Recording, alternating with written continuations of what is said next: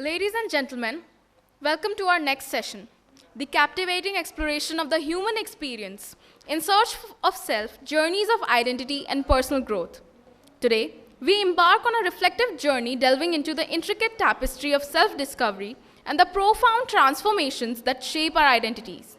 Join me as we navigate the complexities of personal growth, unraveling the narratives that define who we are and the paths we traverse in the relentless pursuit of self-awareness. To the panel, I'd like to invite Maitridevi Sisodia, a distinguished civil servant currently serving as SDM, Bodeli, an engineer by education with a background in software engineering. Maitridevi Sisodia brings a unique perspective to her role in the civil service.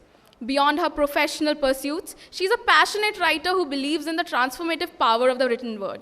Her debut work, Contemporary Chedharan, Women Fighting Indignity and Injustice, stands as a testament to her commitment to addressing the societal issues throughout literature. Next, I'd like to call to the panel Raksha Bharadia, who is not just an author. She's also a storyteller who crafts narratives that resonate within the human experience. With 4 books authored for Rupa and Company, and the editorial stewardship of 13 titles in the Chicken Soup for the Indian Soul series for Westland, she has not only contributed to the literary world, but has also woven a tapestry of stories that reflect the diverse hues of our culture. Next, to the panel I'd like to call Dr. Pallavi Narayan, who's an educationist, author, and poet. She brings a wealth of knowledge and poetic sensibility to her endeavors. Her latest work, Pamuk's Istanbul, The Self and the City, was published by Routledge in 2022 and has garnered critical acclaim, earning recognition in the Journal of Mediterranean Studies. Next, I'd like to call our lovely moderator, Zaina Rafique, who's not just a college student at St. Xavier's. She's also a literary enthusiast with unwavering belief in the boundless potential of learning and self-discovery. Beyond the academic realm, Zaina has ventured into the art of public speaking, sharing her insights and expertise with corporates and working professionals. Her experience in training for public speaking is a testament to her dedication to empowering others with effective communication skills. Now I'd like to hand the mic to Zaina. Thank you so much, Shivika. Good afternoon, everyone. Today's session is something unique, I would say, not just because it is my session, but because it talks about identifying or understanding our own self through literature. And our panel has quite the experts to answer to our questions. Without further delay, let's begin. My first question is to Dr. Pallavi Narayan.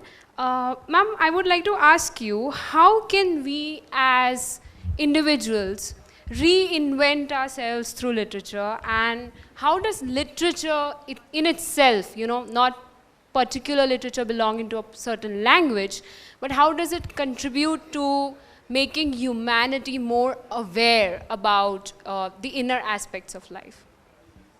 Okay, so thanks very much for that question. Great pleasure to be here with all of you and with these 2 lovely panelists with me. So I don't really quite know how to trump the dynamism of the last session, so we'll try our best. So I hope everyone enjoys our session too, maybe, right? Yeah, so to go back to your question about inner journeys and personal growth and self-growth, I have made a few notes that I wanted to just refer to a little bit because I think professors often do these things, so like, yeah. Yeah. Yeah, okay. So yeah, I think the questions are really broad, but I was thinking of like literature as a mode and a tool for inventing ourselves and also for reinventing ourselves.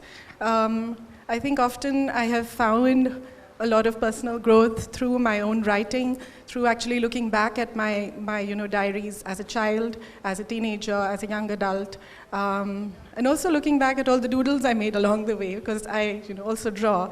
So I think for me that goes hand in hand. A lot of books have helped me along the way as well. So books about self-help books, which I have either commissioned, edited myself, because I was working in book publishing also. So I have experience in both academia and book publishing, which some of you might know if you were here at my session yesterday, because we talked in detail about our personal journeys yesterday. So one is constantly evolving, right? And how does one really look at ways to keep reinventing ourselves? Perhaps it's through words for all of us here. Because the thing that you're looking for can often be found in pages of a book. And that book can be really life-altering. I've had a few such examples in my life. Many times there's a particular author, a specific chapter. Also chicken soup has been helpful for me. So yeah, thanks Raksha. Yeah. Or like even a singular paragraph that gives you a little nudge. It gives you a little glimmer that you need to change something, or everything. So I think I've had a lot of personal transformations on the way in my life journey, and some have been transformations that I myself looked forward to. Some have been things that I really wanted to do. Some have been forced upon me, as life forces itself upon us, and we have to change and flow with it, else we'll just keep ourselves restricted. So some books can really help you get over self-limitation. So they provide you practical strategies like The Atomic Habit, which has been helpful. It's a wonderful book. It's quite insightful. Yeah, so it helps you form good habits, break bad ones, and no worries. And also master tiny behaviors that can lead to remarkable results. Others reveal, like I said, the source of self-limiting beliefs that can be robbing you of your, very source of joy, which is actually within all of us, right? And it just helps us create needless suffering in our life if we lose that, that connection to our source or to the universal source. I'm a big believer in manifestation and power of the universe. Oddly enough, it's brought me here. I've only been here 2 months, so perhaps there's some learning and a personal journey that I have to go through in this city, and you're all part of it with me today. So thank you for being part of my journey. But I just wanted to give a couple more points about, some books can help you explore the joy and peace you can discover when you stop striving to meet others' expectations and start trusting that voice that's deep within each of us, right? They help you set boundaries, make peace with your body. I think that's a big concern with many of our, younger generation, especially given the impact and influence of social media. It can help you honor your own personal power. It can also help you deal with heartbreak, and heartbreak of different kinds. It also allows you to start becoming the person that you're meant to become in this lifetime, and also to create and recreate your identity. We talked yesterday about construction of identity, so I just wanted to quickly show my book, Pamuk's Istanbul, The Self and the City, which actually talks about creation and construction of identity, and also deconstruction of the same. So I don't know, do I have more time or not? Yeah, you can. So the book, I believe, that is why I directed the question at you, because she's been author of a book that connects this kind of ideology about one's own existence, what we often misterm as the existential crisis. Now that's something different. But ma'am, you said something very peculiar which stood out for me, was that the inner turmoil, the inner conflict of a person, or whatever one is going through, or the needless problems that man creates for himself or that people create for themselves, comes through literature. So you have, for example, you have writings of T.S. Eliot, you have the amazing poem Prufrock, you have Edgar Allan Poe's poems which talk about such depth of one's own existence. So I think that was very well put by you. Moving further in the session, my next question is to Maitri ma'am, is that she also has been a proud author of a book titled Contemporary Cheerharan, Women Fighting Indignity and Injustice. So since it's a women-centric book, it's a feminist book, I would like to ask you, ma'am. So women in India tend to have these dual identity system, as in you either are a woman at home, a family-oriented woman, or you are a woman dedicated to your career. There's no in between. You're not even given a middle path out, and I'm sure, ma'am, you must have had to pick up, you know, one path or one identity, I would say, in your life, and you might have seen that in other women as well. So whatever you have written in your book, what's your perspective on this kind of duality needlessly created by society for women per se? Good afternoon to everybody present here. It's an extreme pleasure to be sharing this panel with my celebrated co-panelists. Thank you, Zaina, for that question. I would like to approach it when this title of the panel, the discussion that we are here for, came. The first quote that came to my mind is from Mahmoud Darwish. He's a celebrated poet. He has put a rhetorical question, and it's, again, I think it's very much in keeping with this topic. He asks, are we what we do with time, or are we what time does to us? So I think when we talk about self-exploration, the sense of identity, not just women, I'll come to that, but in general, I think everybody has, you know, this personal and professional life when we are talking about. I think it's just compartmentalizing our life experiences, because, you know, no man is an island in himself. We are all part of Maine, we are all part of something. So, you know, it is by our experiences, it is by our circumstances, it is by the choices we make that our sense of identity kind of cements. And it is constantly evolving. You are not the same person you were 5 years ago.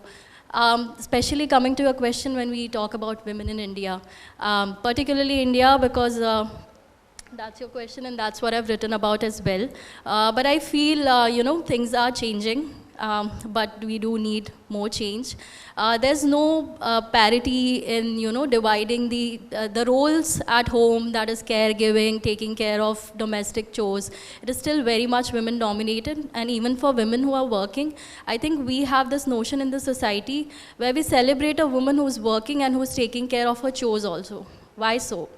That is like, I think we need to stop and ask our question that what we need to do to fix it is that the gender bias in the sharing of home and caregiving responsibilities needs to be more balanced and shared by both the partners, irrelevant of the working situation. I feel that in the last decade, there's more awareness about this, there's more discussion about this at such congregations, and even in rural congregations where I work, I can give you, like, you know, this thought and these questions are coming, which is great. But I think to see some substantial change in the society will still take some time if we go at the pace that we are going.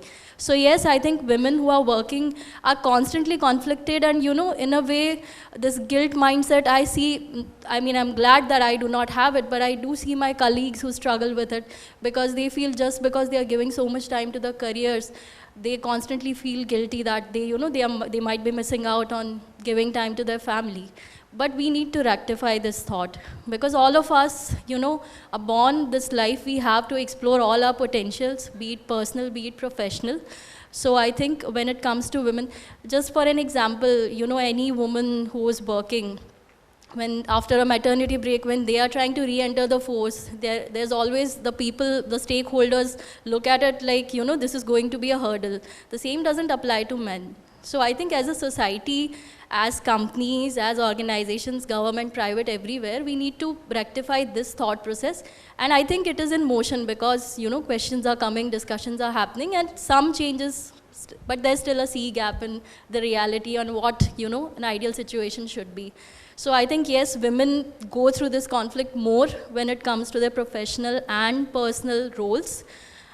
So yeah, apart from that, for the literature part, I mean, I would give an example of where we see more in keeping with the, you know, journey of self. There are two writers and both of them very close to my heart, Emily Dickinson and Sylvia Plath. So these two, I feel, in their work, so Emily Dickinson was born in a very affluent family. She was a recluse. She had a very few friends. She never got married. You can see that. So for the lack of her life experiences, the flair of her imagination in her work shines through. And I think she's commented about that as well. So when we see through literature, yes, yourself is always reflected in what you write. Same with Sylvia Plath. She went through great existential crisis, and I think Bell Jar, which is semi-autobiographical, really lights it up for us to see how she felt. So I think all of us, whatever we are feeling, whatever our experiences are, when we write, I think a slice of that does get passed on to the pages. So that's my take on it. Very insightful. Thank you so much, ma'am. Since our other panelists are also esteemed, excelling women, I would place the same question for you as well.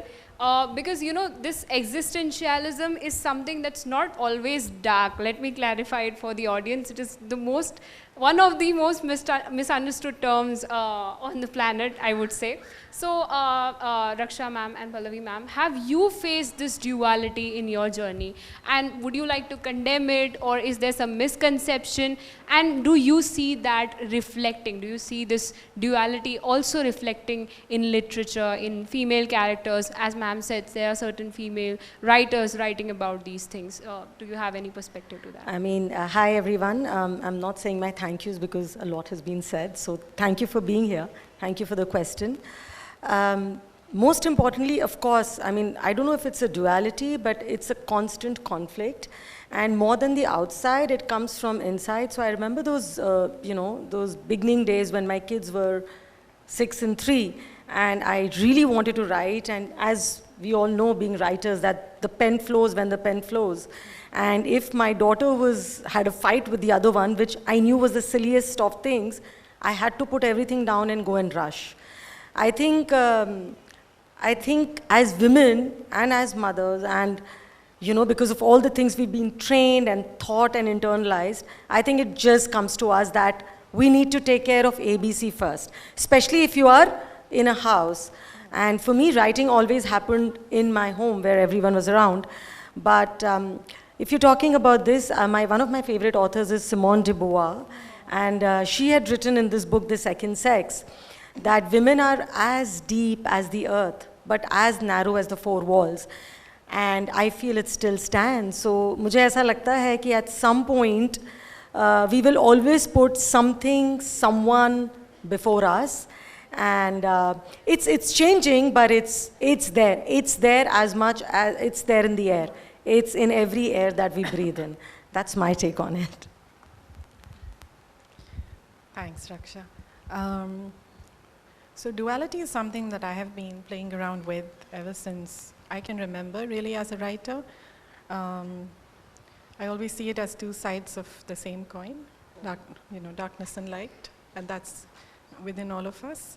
In my own personal journey, yes, I have overcome some deep traumas. Perhaps some of you have as well in the audience, and but it's just part of life, I suppose, and part of this lifetime's journey for me, at least. So I think what's really helped me again here, like I said, I like to draw. I like painting. So I created the cover for this book that I have co-edited, Singapore at Home, Life Across Lines. So I've also been playing around with the idea of what is home, what is belonging, what is identity really then, what does it really comprise of, what comprises my identity in this gender that I'm born in, in the particular societies that I've been part of. Whether it's a privilege or not is something I keep contesting with in my mind, to be born in Asia, for example. So I think that's a duality that I think my panelists have already dealt with in some detail. But Julia Cameron's The Artist's Way is one book that's really helped me. She tells us to do morning pages, which I've done for a couple of years. You do that too? Okay. Yeah. So morning pages are really helpful if you take out even 10 to 15 minutes every morning to just write, everything that's in your mind, any frustrations, any heartbreaks, any challenges, or even all the good things. Of course, also kept a gratitude journal time to time. I think those things have really helped me overcome some of the deeper, more negative ways that one can look at life to actually change to, one can really change one's personality. You don't need to be in the same personality, which is basically a consistent kind of behavior or behavioral type. You don't need to be that all your life. I think I have successfully done that at least once, if not twice. But it's still an ongoing journey. I'm still human. I still feel sad. I still feel tired, exhausted, burnt out, depressed, fatigued. I still feel mad at people sometimes. But, on the whole, I just want to give a shout out to, colleagues, cousins who are there in the audience, and my friends are also there. So a lot of people are here to support me today. So thanks, guys. Ahmedabad University represent. A family represent over there and friends. So yeah, thanks. Thank you for a wonderful answer, ma'am.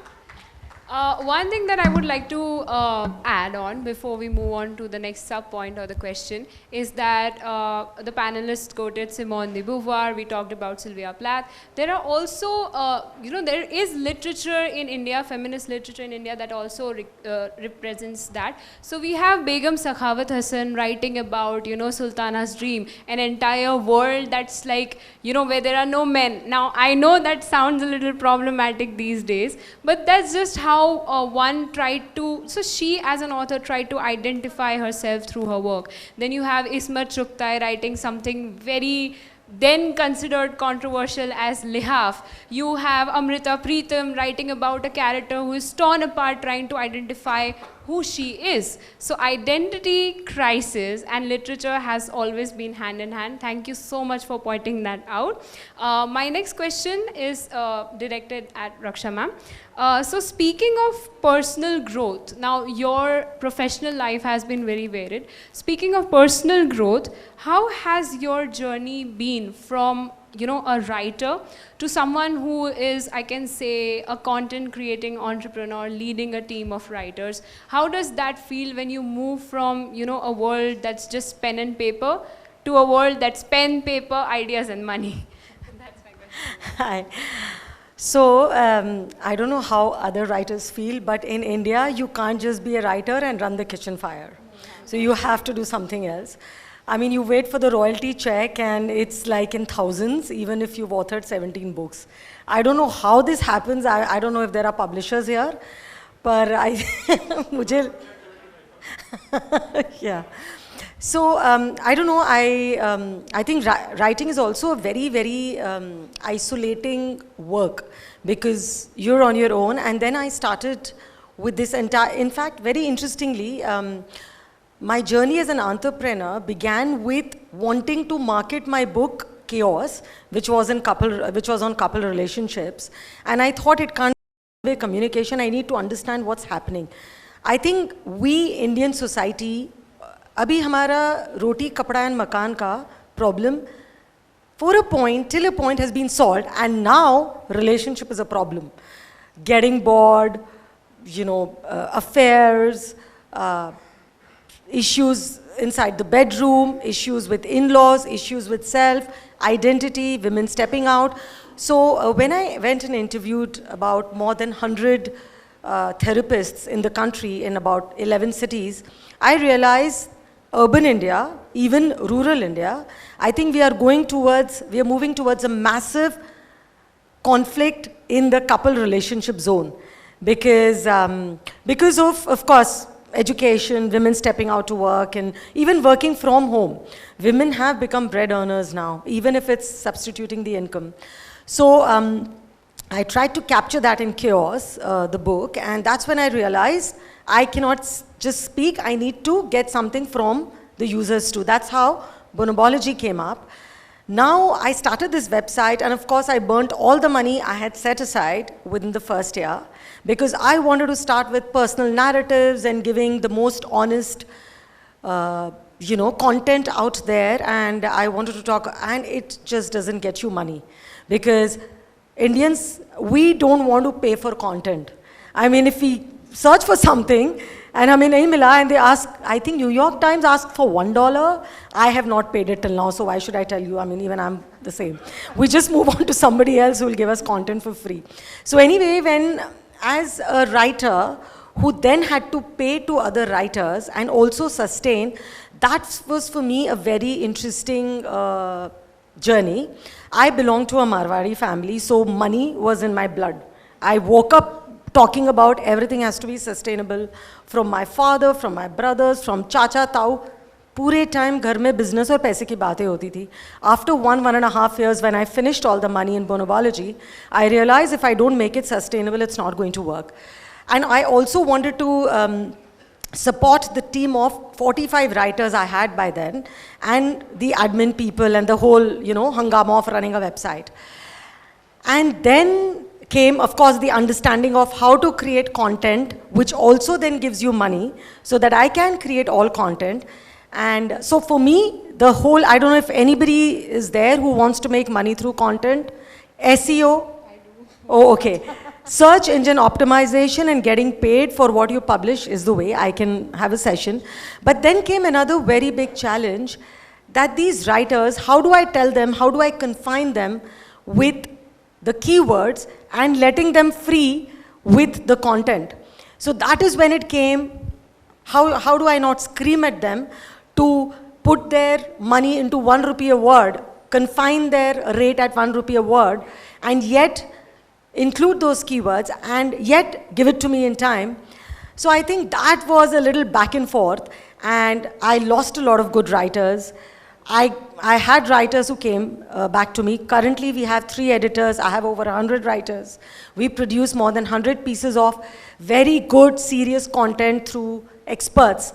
But what I understood was, being a writer, it was very easy for me to abuse publishers, readers, everyone out there. When I became a publisher myself, I realized, to make anything work, you have to walk the fine line, you have to make it work, and we can do. And I'm very proud to say we are getting about 2.5 million page views a month, and we are also keeping the content very strong. So I think to understand their journey, because as a writer, and to understand even how to make money, I think that was very difficult. As a woman, I was told, I remember this is one incident I want to share if you're talking about duality. My dad intervened and told my husband that she's blown up her money, just stop the website. And he said, usko 1.5-2 lakh rupees de do, usme uska man lag jayega. And that was the day when I decided that I'm going to make this work. And I feel that for us women, I feel when we are pushed to the corner, we are like, okay. And before that, even I was like, no, I have to be honest. I have to put the honest word out there. But there is a combination. I think it's about learning how finance works with creativity and make it work. But I think that pushing into the corner, which one is always done because you're a woman, I think that helped. And that's what I learned. Thank you. Wonderfully answered, ma'am. So, so far we have discussed a very truthful, a very feminist side to how a writer or an author identifies himself or herself through writing. But there has always been this abstractness, I must say, or something that's not very confined to certain walls of convention when it comes to who am I. So you have Descartes saying, I think, therefore I am. And then you have Jean-Paul Sartre, you have Camus conflicting all these ideas about what it means to simply exist or what it means to be simply aware. But all these people, if you were to go through their biographies, if you were to read what they have written, I mean intensely read what they have written, you would feel that this is kind of therapy for them. They are not writing because they have thoughts. They write because they need to understand who they are. And speaking this from a very personal perspective, as ma'am said, there is no time for when You just wake up at 3 a.m. in the night, you have a thought, you write till morning. That's how it works. That's how it actually works. So I want to ask you, because you all have penned down your thoughts so efficiently that people have read them and accepted those ideas about what it means to exist, what it means to be aware of oneself. How does writing help portray an image of yourself? Is that like a self-convincing, a pat on the back, you know, saying that, okay, okay, there, this is what you are? Or it's just for putting out there in the world? All right. So, since you are asking about writing and you know how it kind of helps us substantiate our thought of who we are, even, I mean, writing, not just what we do as writers for public consumption, but even on a personal scale. I think writing is a very cathartic experience. It is very meditative. When I didn't publish or write, I always used to write even when I was younger. Like, it was brought up the thank you pages, journaling. I think it is a very good mechanism. You know, if you're not able to meditate, you should have a journal is the advice I would give. Because it really, when you take out time to journal or write, just a normal, I'm just saying about you're writing what your thoughts are. It gives you that space where, you know, you yourself get the clarity on what your thoughts are about that particular thing. You, with the hustle bustle of life and, you know, handling tens of things, there everybody's preoccupied with something or the other. So when we are writing, we at least have that clear mind space. And I think that, you know, that's very piercing. It gives you a clarity of what your thoughts are. Sometimes, you know, it's like self-revelation to yourself as well. I think I have experienced that multiple times. And so I feel, you know, when you write for public consumption also or for your own self, you are basically having a conversation with yourself and, you know, coming to terms with what your thoughts or reactions are about a certain thing. When writing fiction also, like, it is related. You might, you know, you don't even know what slice of yourself you're passing on to your characters or your observations about some people that you might pass on. So I think writing that way is cathartic, meditative, and when it comes to, you know, understanding, and identity again is like a constantly evolving thing, like Pallavi ji mentioned as well. I mean, it's not static. What I'm today, I might not be tomorrow, because I might have had some experience before tomorrow that kind of shifted some paradigm inside me. So it's a constant journey, but at some point when you are writing, उस समय पे आप जो feel कर रहे हैं, what is relevant to you at that point does get translated to the pages.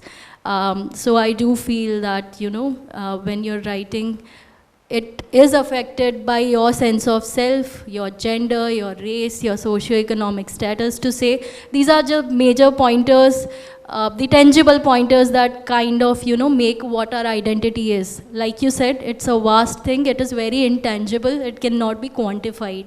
So, but yes, when we are talking about this major things, I think what your sense of identity is does get passed on to the pages. So. Thanks. Yeah, thank you so much for that. I think it was really good for me to get the direction to move it into a slightly different area, which is that when we're talking about writing, we're just talking about that moment of, you know, creativity or creation, ki 3 baje utke raat ko, and we are now, you know, I have to write this out right now. But the fact is that, okay, at least for me, I'm doing different kinds of writing. I think for you also, Raksha, I'm not sure in your case right now. But when I'm writing academically, for instance, I have to keep myself to a certain time, because I also have deadlines, and I also have work, and I also have personal stuff going on. So I have to keep myself to certain deadlines, that this is the time I will take out, you know, these days in the week that I will write academically, because I can do it that way. Research is a different kind of animal, right? You can, you know, create a list of citations, and then you know, create your thoughts out of that as you're moving along. But also just the whole question of existence and, you know, existing. Do I exist without my writing? Does my writing exist without me? Right? I mean, I think for me, like, it's also very important to leave a legacy. So I want to be here when I'm not here, you know, which is why now I have 2 books, yay. Hopefully 2 more by next year. Yes, absolutely. Yeah, I will give you competition. Okay, awesome. Yeah. So I think we've not talked about revision at all, because even though we are, are writing in a creative frame of mind or a flow, often it's not the exact thing that we want to put out for public consumption. So we really need to look at it, maybe a few days later or a few weeks later, depending on deadlines, of course. And tell me, I'm trying to beat 2 right now. But I'm here. So yeah, so I just wanted to put that out. If you have any thoughts about revision, that would also be interesting, Raksha, maybe. Thank you. So anything that answers the question to me of who am I cannot possibly put it out to the world. It's in the confines of my laptop and my diary, which is password protected. The only time I've been able to answer anything which is 100% honest, see, as a creator of characters, and we always want to say what the audience wants to hear. Being good, what is religion? In the end, it forces us to be good. But I have found myself most me when I'm not good. The side which is envious, the side which wants to kind of put you down because you've done this for me, the side which wants to show, okay, you think I can do it, now I'm going to do it.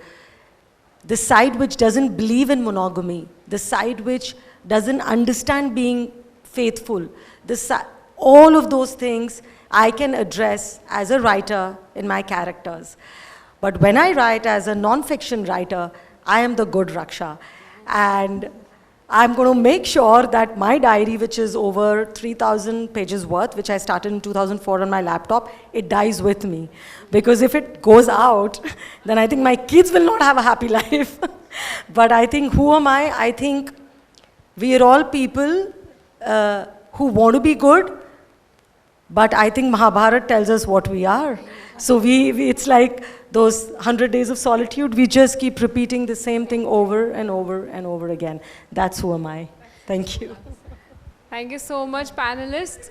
One thing that I would like to conclude the session on before we move to the questions, something that you said, my writing should be such that I want to be there when I'm not there. This reminds me of a famous sher by one of my favorite poets, that is Ibrahim Zauq, the rival of Mirza Ghalib.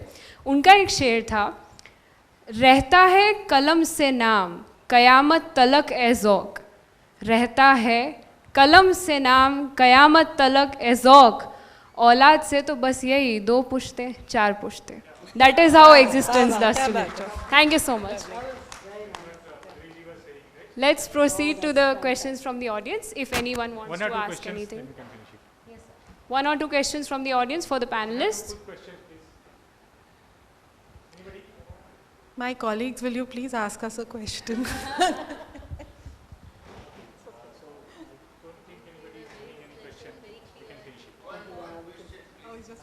Would you advise anyone to take writing just full-time passion or full-time work? What would be your advice?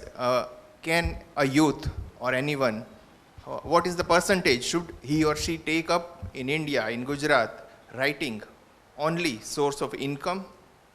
Because most of us are either academician or journalist, as we witnessed in last session, or we are doing something else, and as a patient, we are writing, or perhaps it's mandatory for us to earn from something else and then write. I think a good way to go about it is to create a bank savings and then take maybe a year and a year and a half off and devote yourself to writing. Because writing also is a very creative process. When you decide to take off, may not be your creative time. So, but I do believe that one should make a bank, and what I understand now about at least the English writing is that you will get paid about 1 rupee a word, and it depends on how many words you can churn out a day. So, वो आप कर लें 2-3 publication के लिए. But other than that, if you want to write a fiction or a book, you are not going to get paid for it. See, you write the book, a publisher accepts it. It'll take about a year for it to come in print. You put your money into marketing it. Then you get a royalty which is 10% of between 8 to 13%. I really doubt whether through writing you can do it, but maybe if you become very popular through workshops, that's one way of earning. So maybe take out a year and a half of your life and devote to that one book that you want to write or something which you want to make a difference with. Yeah, that I would definitely ask you to go for. Thank you. I would have a slightly differing approach to it, Yeah. based on my experience, which has been that, if you have produced, enough in terms of articles or poetry or, whatever genre you are writing in or whatever combination of genres you want to attempt, I have gotten 6 writing fellowships in different parts of the world over the past few years. For me, thank you. Thank you. No, I'm just mentioning this because I feel that it is really important for us in the subcontinent especially to explore this option, because writing residencies are not very much offered within India per se. There may be 1 or 2, and I would suggest never pay for them, because you can get a fully paid residency anywhere in the world. There are so many on offer right now. So that would enable you to also have that on your CV. And it would also give you time and space. It would also take you to a new place so that you can have new thoughts. You don't need to be in the same place always, because you'll always have the old thoughts there, right? So, yeah. With this, we end the session, and I would like Shivika to take over. Thank you. Yeah, thank you. That was a riveting session. We'd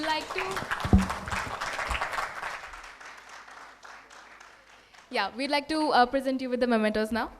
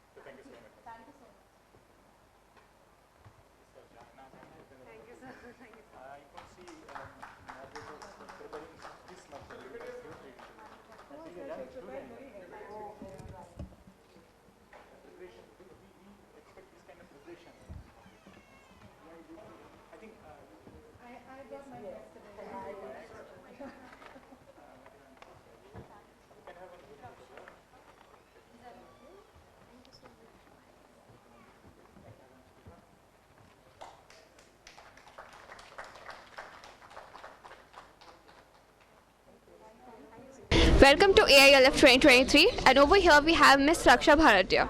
Ma'am, can you please share your experience of AILF? Oh my God, it was so nice and refreshing to see bright minds. I loved my moderator, asked such interesting questions. Keep doing this. We need this. Ahmedabad needs this. Thank you. Thank you. Also, ma'am, another question is, how do you think AILF will contribute to the society? I think you guys make us think. You are making people think. And that's where the change comes from. So, fantastic job. Thank you, ma'am. Thank you for coming. Thank you. Thank you. Welcome to AILF 2023, and over here we have Maitridevi Sisodia with us. Ma'am, can you share your experience of AILF with us? Of course. Hello all. So this is the second edition that I'm attending. Last year as well I was here.